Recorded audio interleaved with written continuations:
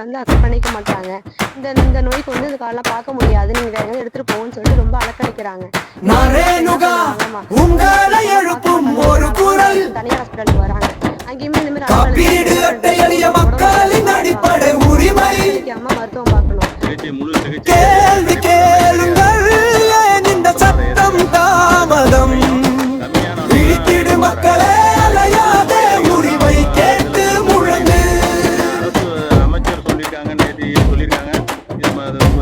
அனுபவம் மற்றும் கேள்வி. கவியரசு நகரின் கண்ணி